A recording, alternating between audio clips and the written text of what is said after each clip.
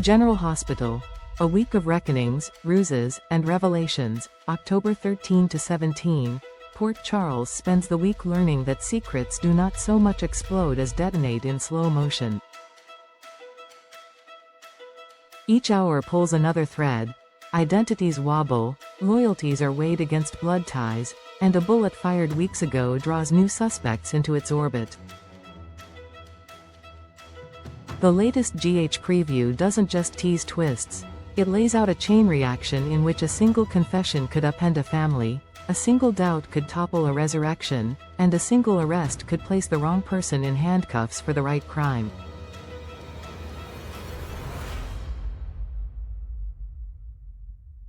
What emerges is a mosaic of panic and purpose as veterans and upstarts confront the cost of what they've hidden and whom they've protected. The Jason-Carly fault line. When love of family outranks every code, Jason Morgan makes a choice that will reverberate far beyond the Corinthos kitchen table. He tells Carly Spencer that Jocelyn is embedded with the WSB. In a town conditioned to keep public faces steady, Carly's reaction is almost primordial.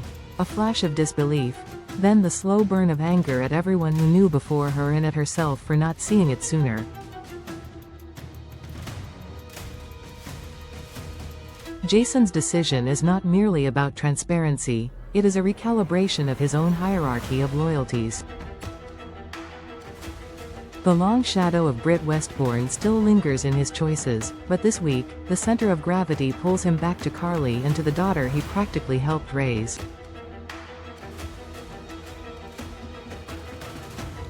The aftershocks of that disclosure carry a layered dilemma.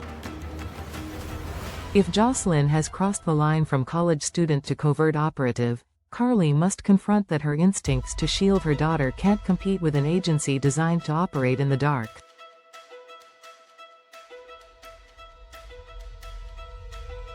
It also puts Jason in a bind he knows too well. Keep a dangerous secret to protect someone he loves or expose it and invite unpredictable enemies to take aim.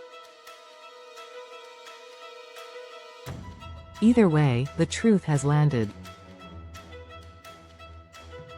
Port Charles has learned, repeatedly, that secrets are currency, and this one makes everyone who loves Joss a debtor. Anna's cold eye on a warm resurrection.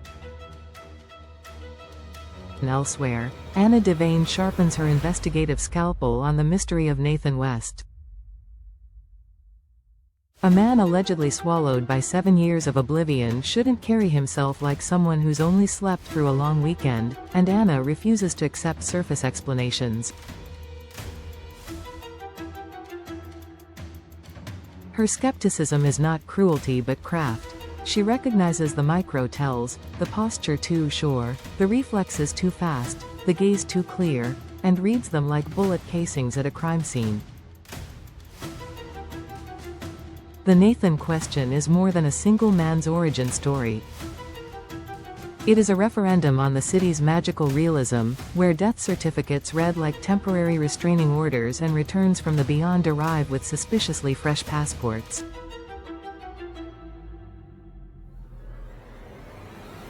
If the face in front of Anna is wearing the name, Nathan, who decided he should, and why now? The stakes extend to everyone who loved the original, because imposters don't just steal identities, they reopen grief, manipulate memory, and weaponize relief. Anna's interrogation promises to do what she does best: untangle the human impulse to believe from the investigator's mandate to verify. A basement, a gag, and the fragile chain of coincidence. Then the canvas narrows to a single, harrowing tableau. Rick Lansing, gagged and bound in a basement, struggling to make the kind of noise that can cut through concrete and complacency alike. Above him, life proceeds with the mundane indifference of a neighborhood, footsteps, conversations, the Outback's exterior door groaning on its hinges, until Cody Bell stumbles into proximity with destiny. His startled, "What is this?" becomes the hinge on which a rescue might turn. The sequence is cruelly effective because it pits chance against intention. Molly Lansing Davis moves through her own timeline, declaring she will find her father, while her father is on the cusp of being found by someone else entirely. Alexis Davis, brilliant at connecting dots for clients and loved ones, is stuck with partial information and terrible timing. GH often flirts with the idea that the universe aligns the right people to the right crisis. This week suggests the opposite. It's a miracle any rescue ever happens when fear, noise, and luck are this poorly choreographed.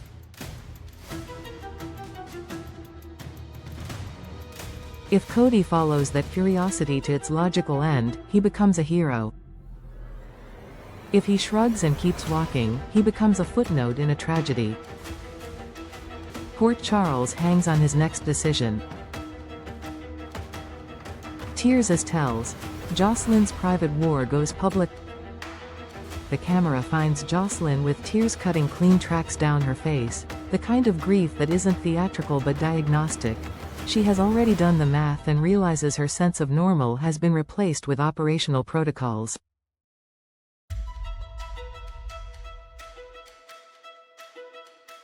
The WSB badge, if that's what it is, demands compartmentalization Carly cannot stomach and Jason understands too well. The cost is measured in what Joss must now pretend not to feel when she sits at the family table and in the lies she will be forced to tell about the places she goes and the people she meets.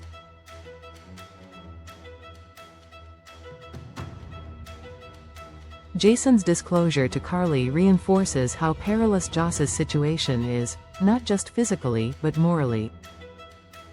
When loyalty to a mission begins to compete with loyalty to a mother, the mission usually wins. GH understands that the most compelling agents are not the ones who carry weapons, but the ones who carry guilt. Joss's tears are not weakness. They are proof that she still knows which version of herself she's risking. The Drew Kane shooting. An arrest that may solve the case, or set a trap. The week's crescendo arrives in a hospital room, under fluorescent lights that make every truth look harsher. Anna steps in with the authority of a law officer and the moral weight of someone who's been shot at enough times to recognize the choreography of a felony. She informs the stunned room that the person present is being arrested for the attempted murder of Congressman Drew Kane. The camera collects reactions like evidence. Carly frozen in place beside Sonny, Michael holding Amelia close, maybe more to steady himself than to comfort her. Alexis on a phone line that suddenly feels too thin to carry the words she's hearing, and Nina Reeves looking as though she's bracing for a past sin to be named and notarized.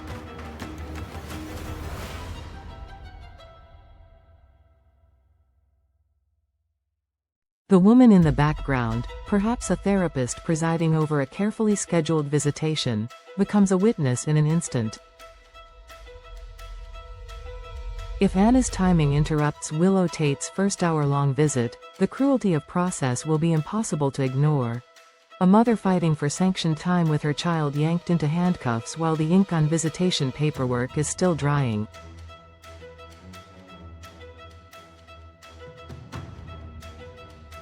The PCPD's evidence gathered the prior week paints Willow as the likely triggerman, a theory bolstered by alibi failures and a timeline that no longer behaves.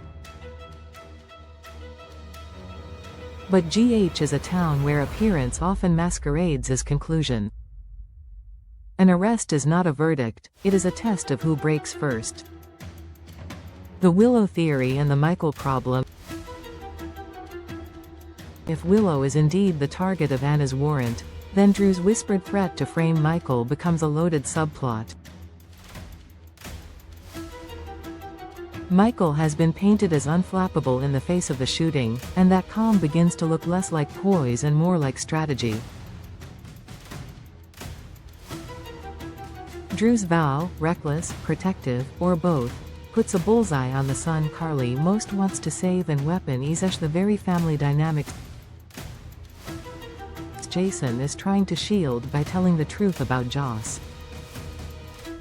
What makes the Willow angle dangerous is not only her proximity to Drew and Michael, but her moral reflexes. She is the kind of person who will accept punishment to spare someone else, a trait prosecutors call consciousness of guilt, and families call self-sacrifice. If the PCPD arrives at Liz Baldwin's home on the same day Willow is scheduled to build a bridge back to her child, the optics are devastating. It can look like someone running from accountability instead of someone running toward motherhood. GH thrives in that gray space where good people do reckless things for righteous reasons, and where righteous people can be framed with surgical precision. Nina Reeves, the camera's final word that the preview ends on Nina is not incidental. She has become a barometer for Port Charles. When she looks worried, a storm is usually already in motion. Her history with Joss, Carly, and Willow gives her an almost unfair vantage point on the week's collapse. She understands what Anna's posture means, what Carly's silence hides, what Jason's confession costs, and what a mid-visitation arrest will do to the fragile geometry of a blended family. If Nina flinches, it is because she recognizes that the line between culpability and catastrophe is narrower than most people are willing to admit. 5 days, countless consequences. By week's end, several narratives will have shifted in ways that cannot be undone. 1. Jason's confession rewrites alliances.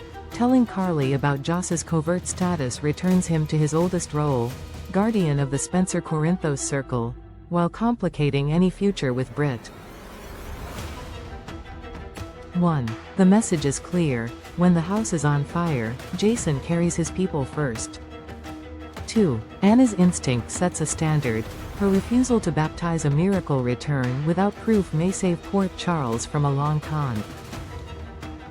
2. Whether Nathan is who he claims or a tailored imitation, Anna's skepticism protects the living and honors the dead. 3. Cody's crossroads becomes Rick's lifeline. If Cody follows his hunch, he becomes the rare Port Charles citizen whose curiosity saves a life rather than ruins one. 3. If he doesn't, Molly's declaration that she will find her father becomes the week's cruelest irony. 4. Willow's arrest, or near arrest, resets the chessboard. 4. Even the whiff of charges against Willow strains every relationship around her. 4. Drew's gambit to frame Michael sets a trap that could snap on all three: the survivor, the suspect, and the son. 5. Nina's worry forecasts turbulence. Her presence in the final frame suggests the fallout will not be contained to a single family. 5. When Nina is unsettled, circles overlap and secrets leak. Why this week matters more than a single arrest. General Hospital's genius has always been its ability to braid personal stakes with procedural beats. A gun is fired, but the ricochet is emotional. Who will lie to save whom? Which confession will be mistaken for a motive? And when does silence stop being protective and start becoming complicit?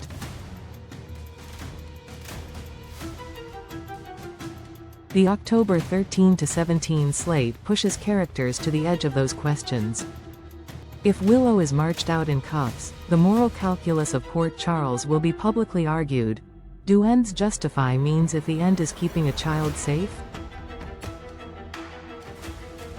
If Jason chooses Carly over professional discretion, does that make him a liability or the only adult in the room?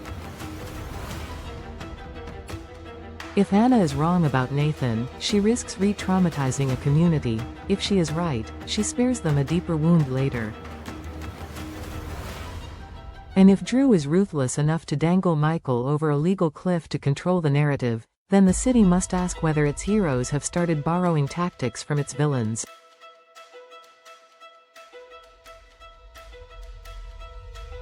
What to watch in every scene. 1. Micro-expressions and micro-choices. 1. Jason's pauses with Carly, Joss's first glance after the reveal, Sunny's unreadable face beside Carly. Each tells you how the next month will play. 2. Chain of custody details. 2. Anna's case will live or die on the integrity of the evidence timeline. Expect GH to sprinkle in breadcrumbs only the attentive will catch. 3. Basement geography. 3. The Outback's exterior door near a basement exit is not a throwaway detail. 3. The show is setting you up to track sound, distance, and plausibility when Cody decides what to do. 4. The therapist's clipboard. 4. If the woman in the hospital scene is indeed a family therapist overseeing visitation, her notes, and her testimony, may become critical. 4. GH loves to turn quiet observers into key witnesses. 5. Nina's posture in the last frame. 5. Fear can mean many things: knowledge, guilt, or premonition. 5. Her stillness is an index of all three. The bottom line: this is a week about thresholds, between truth and loyalty, identity and imposture, justice and vengeance. Every character standing on one is forced to choose a direction, and the choice they make will define them long after the booking photos fade and the press conferences end.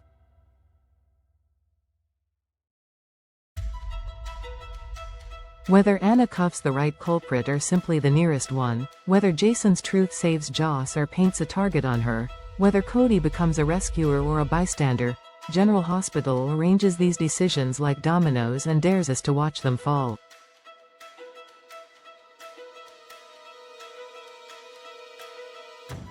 By Friday, don't expect closure, expect vectors.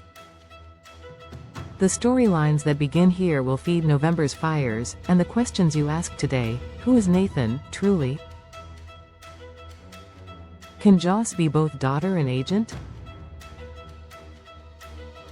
Did Willow pull the trigger? Will Michael be framed? Will echo in every corridor of Port Charles? Secrets have a half-life, and this week GH proves they're dangerously radioactive.